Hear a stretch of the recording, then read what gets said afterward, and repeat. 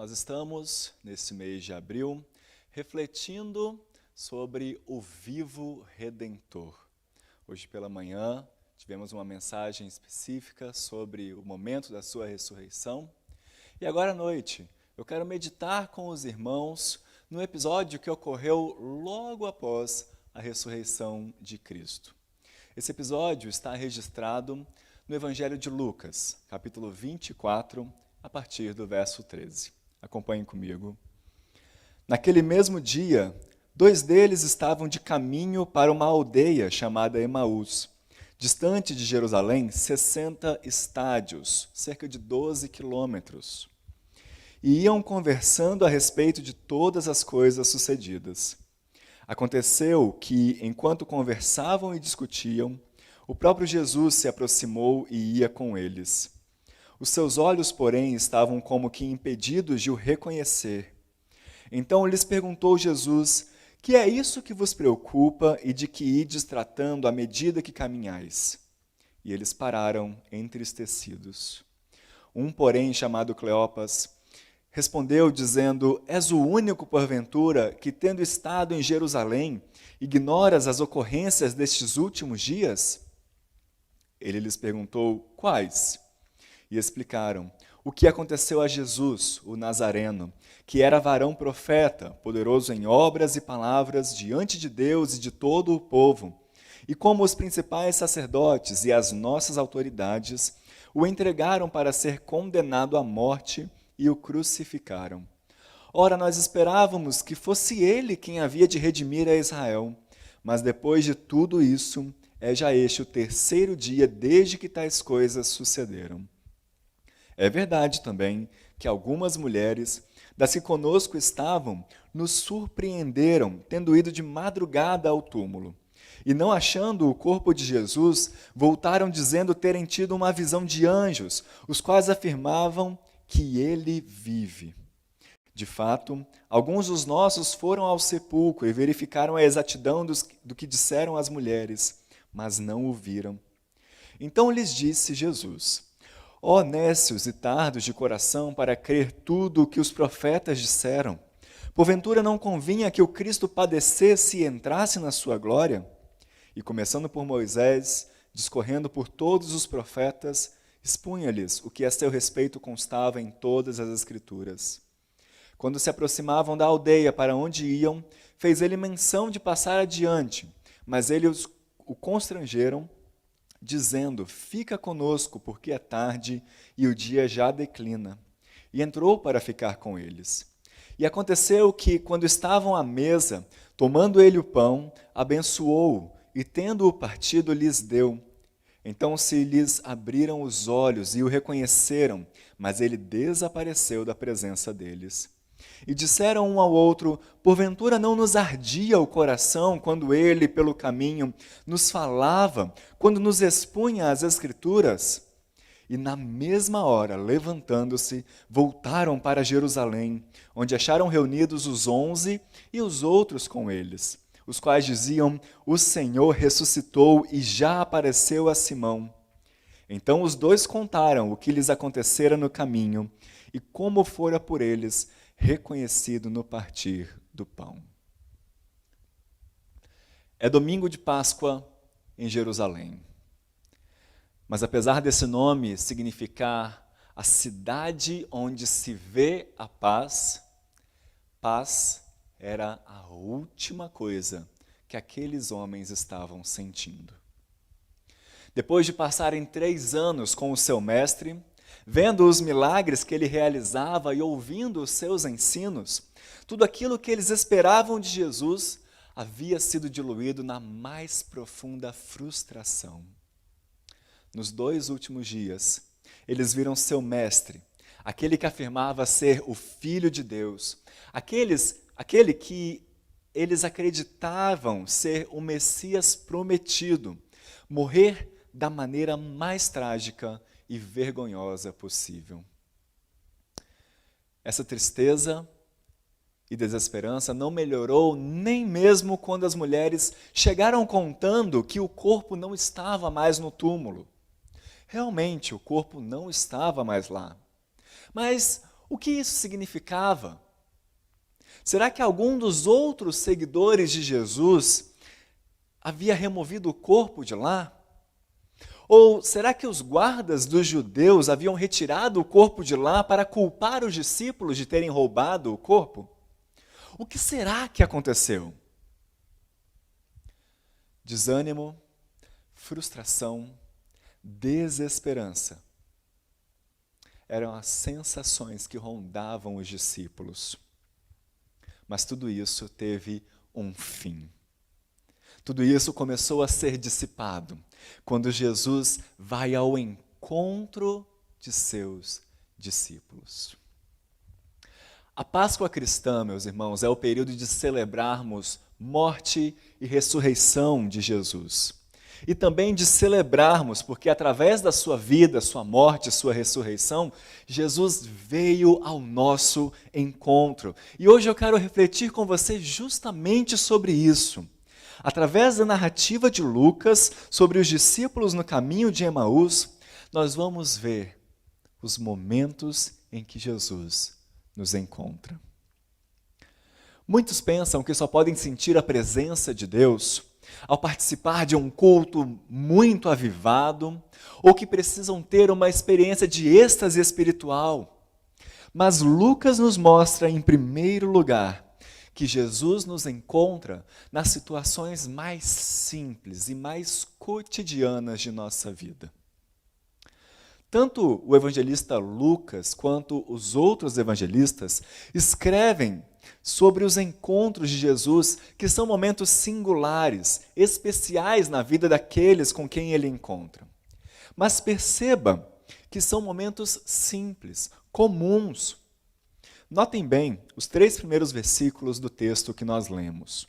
Naquele mesmo dia, 2 deles estavam de caminho para uma aldeia chamada Emaús, distante de Jerusalém 60 estádios, e iam conversando a respeito de todas as coisas sucedidas.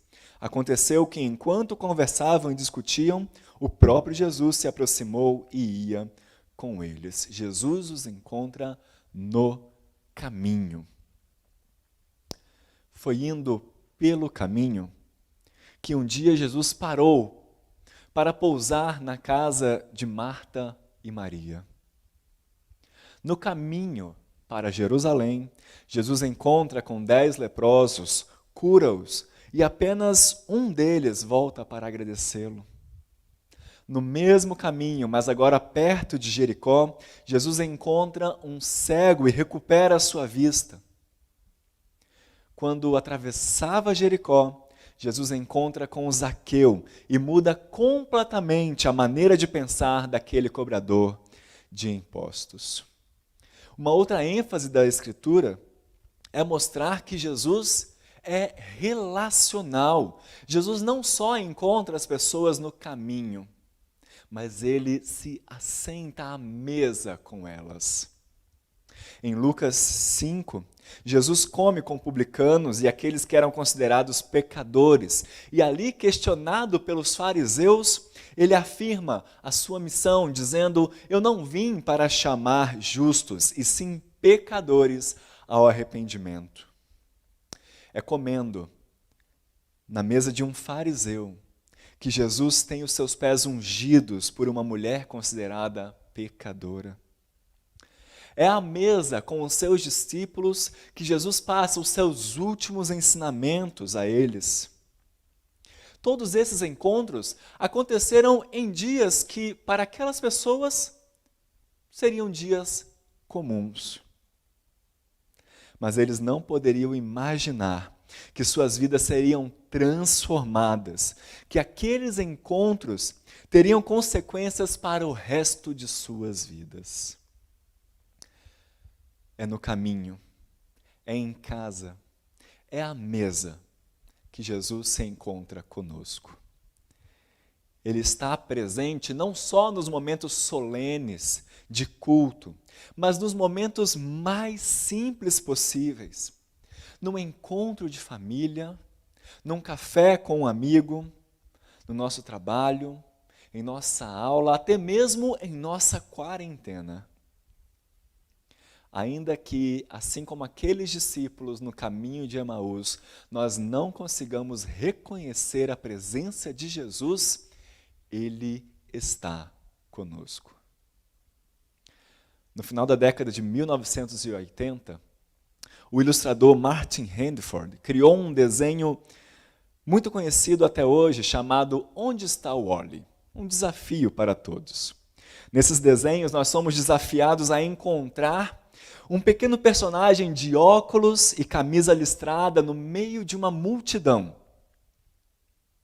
Qual é a melhor maneira de encontrar Wally? Bem, ele só fica perceptível aos seus olhos, primeiro, se você perceber as suas características, ou seja, se você conhecê-lo bem profundamente. Segundo, se você treinar os seus olhos para vê-lo e diferenciá-lo de todos os outros personagens. Dessa mesma forma, meus irmãos, nós só conseguimos enxergar Jesus nas situações mais simples e cotidianas da nossa vida se nós o conhecermos. E qual a melhor maneira de conhecermos a Jesus? Através daquilo que Ele mesmo revelou de si mesmo, através da sua palavra, da palavra de Deus. Jesus vai nos mostrar exatamente isso nesse texto.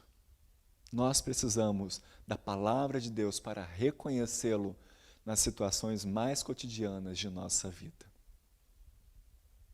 Mas vejam, Jesus não nos encontra apenas nesses momentos simples e cotidianos.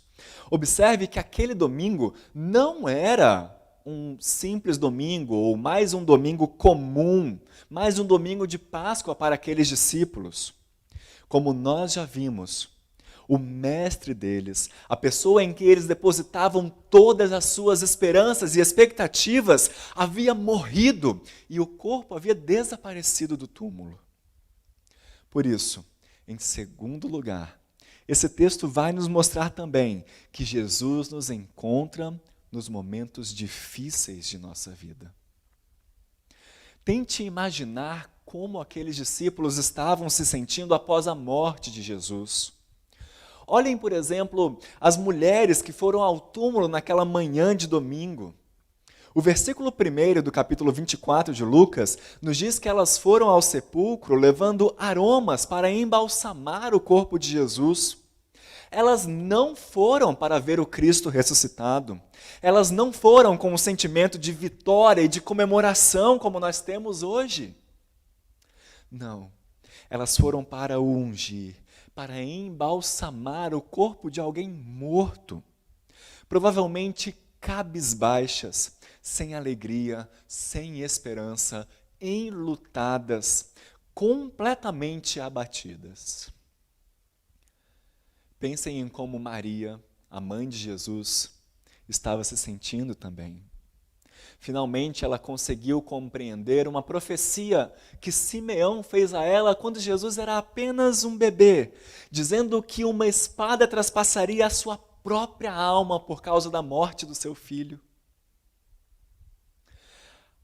Há 2 dias, Maria viu seu próprio filho, seu primogênito, morrendo como um criminoso numa cruz.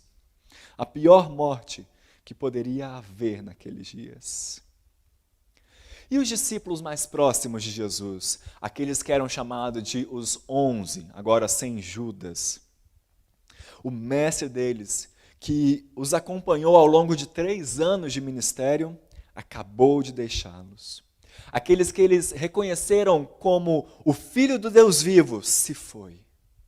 Eles estavam também enlutados, confusos, frustrados, sem esperança e sem visão de futuro. Eles tinham largado tudo para seguir a Jesus. E agora, tudo aquilo se foi. Não fazia mais sentido continuar. Eles não esperavam que o Messias fosse sofrer tanto e ressuscitar. Tanto que quando as mulheres voltaram contando as notícias de que Jesus estava vivo, o que é que eles fizeram? Foram no túmulo verificar. Para eles não havia nada mais certo do que a morte de Jesus. E esses dois discípulos que estavam indo para Emaús? Qual era a frustração deles? Veja aí no versículo 21. Ora, nós esperávamos que fosse ele quem havia de redimir a Israel. Mas depois de tudo isso, é já este o terceiro dia desde que tais coisas sucederam. Mas lembrem-se, irmãos, que a história não termina com a morte de Jesus na cruz. A história não termina com tristeza. A cruz pode ser o ápice disso, mas a ressurreição é o que vem logo depois. E foi justamente quando os discípulos já estavam abatidos e sem esperança que Jesus apareceu a eles. Jesus nos encontra em momentos difíceis, em momentos de frustração e de desânimo, momentos de profunda dor e abatimento, em momentos de luto. E como Deus é um Deus relacional, um Deus que fala conosco e que nos permite falar com Ele também, qual é a primeira coisa que Jesus nos fala em momentos difíceis? Ele nos faz uma pergunta: o que é que está te abatendo? O que é que está te deixando ansioso? O que é que está te preocupando? O que você quer que eu te faça? Ele quer que contemos a Ele o que traz frustração a nós, o que nos preocupa, o que nos entristece, o que nos traz angústia. Veja aí a partir do verso 17 que Jesus faz questão de perguntar a eles por que é que eles estavam tristes e abatidos, sobre o que é que eles estavam conversando enquanto andavam naquele caminho. Ele faz questão de que eles contem a história da sua própria morte e do desaparecimento do corpo, e de que eles digam como as expectativas deles a seu respeito pareciam frustradas. E quando você está abatido, como é que você coloca isso perante Deus? Você tem falado a Ele em oração aquilo que tem trazido a você desânimo e tristeza? Em momentos de provação, de abatimento, de dificuldades em qualquer área da sua vida, ou mesmo de luto, você simplesmente reafirma a onisciência de Deus, dizendo: olha, Deus já sabe, Senhor, o Senhor me conhece.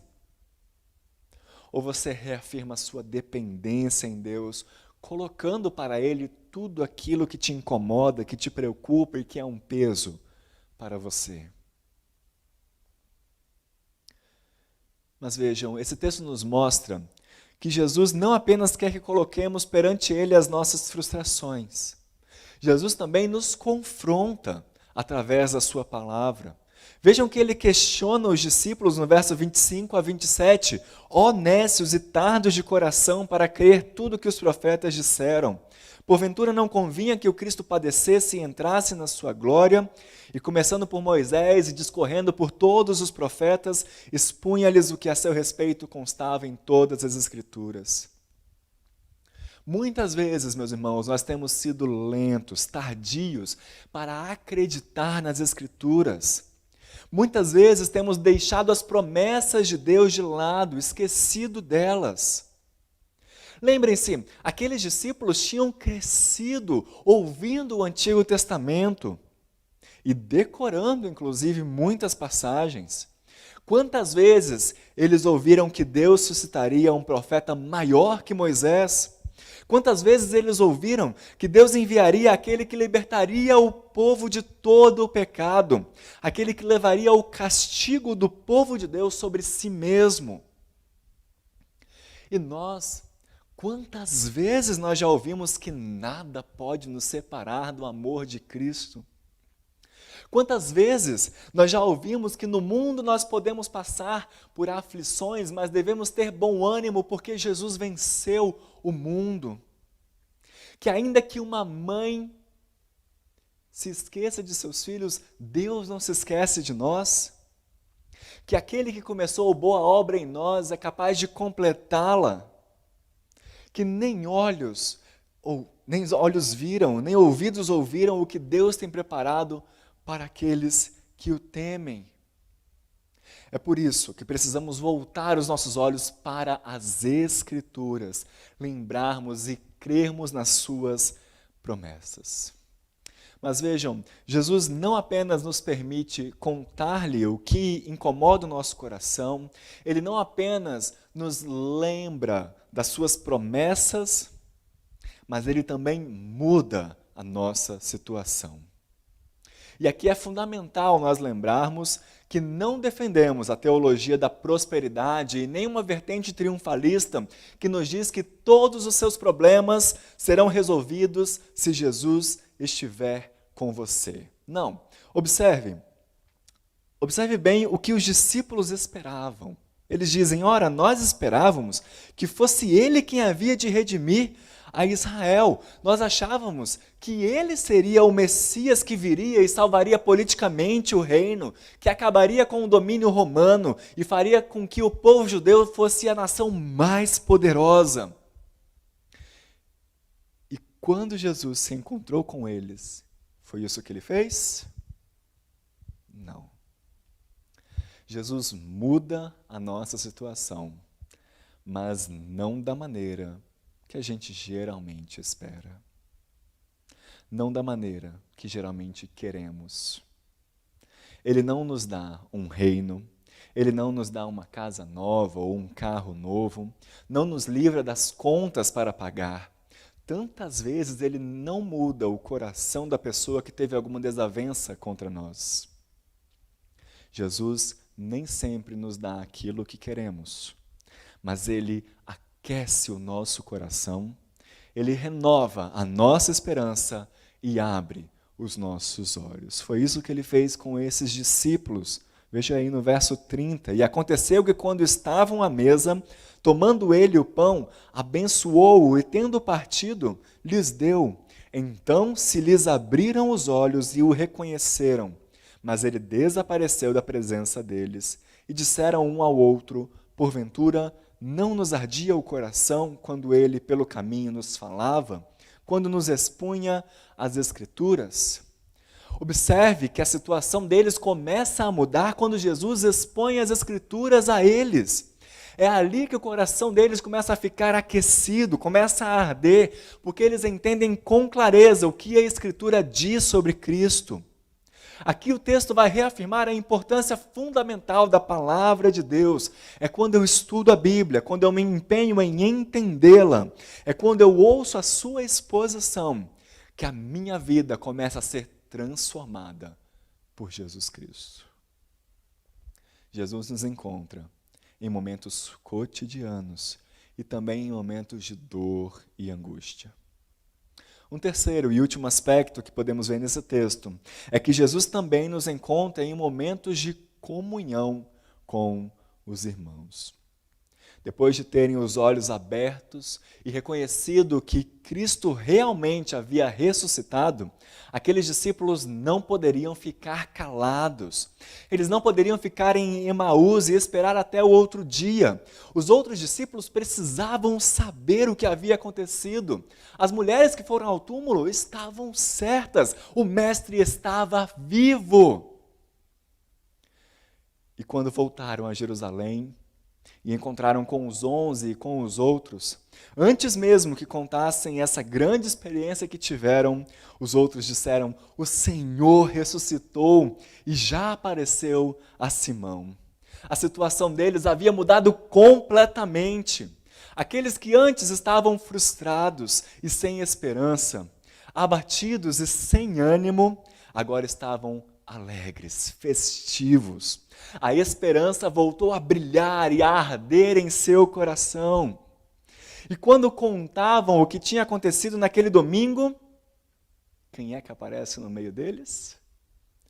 O próprio Jesus Cristo. É o que Lucas nos conta a partir do verso 36. Esses versos nos mostram, irmãos, que quando Jesus nos encontra, nós não podemos ficar calados. Nós precisamos falar com outras pessoas sobre aquilo que aquece o nosso coração, o motivo da nossa alegria, a razão da nossa esperança. Ele ressuscitou, Ele está vivo e Ele veio ao nosso encontro. E então, quando compartilhamos essa boa notícia com os nossos próprios irmãos na fé, podemos ter a certeza de que Jesus está entre nós. Ele está entre nós, Ele está aqui conosco, Ele está aí com você. Jesus está vivo e presente entre nós. Hoje nós celebramos de maneira mais especial a morte e a ressurreição de Jesus. Mas cremos que todas as vezes que prestamos um culto, seja presencialmente ou através da internet, como estamos fazendo agora, a cada domingo, em cada oportunidade, nós celebramos e louvamos a Deus pela redenção que Jesus nos proporcionou ao morrer em nosso lugar e vencer a morte. Louvamos a Deus por tão grande salvação. Comemoramos hoje morte e ressurreição de Jesus. Celebramos porque o nosso maior problema foi vencido. Estávamos mortos em nossos delitos e pecados. Nossas transgressões nos separavam de Deus, mas temos a melhor notícia de todas, porque o próprio Deus veio ao nosso encontro. O nosso maior problema foi vencido porque Jesus veio ao nosso encontro. Ele sofreu em nosso lugar e morreu a nossa morte. E venceu essa morte, nos dando salvação e esperança para a nossa vida. Ele nos encontrou de maneira salvífica e continua nos encontrando em momentos cotidianos, em momentos difíceis e em momentos de comunhão. Essa foi a promessa que Ele mesmo nos fez antes de subir aos céus. Eis que estarei convosco todos os dias, até a consumação dos séculos. Que esse Jesus, vivo e ressurreto, te encontre hoje, te abençoe, abra os seus olhos e te faça enxergar hoje a sua presença em todos os momentos. Amém. Vamos cantar e exaltar a esse Jesus vivo e ressurreto.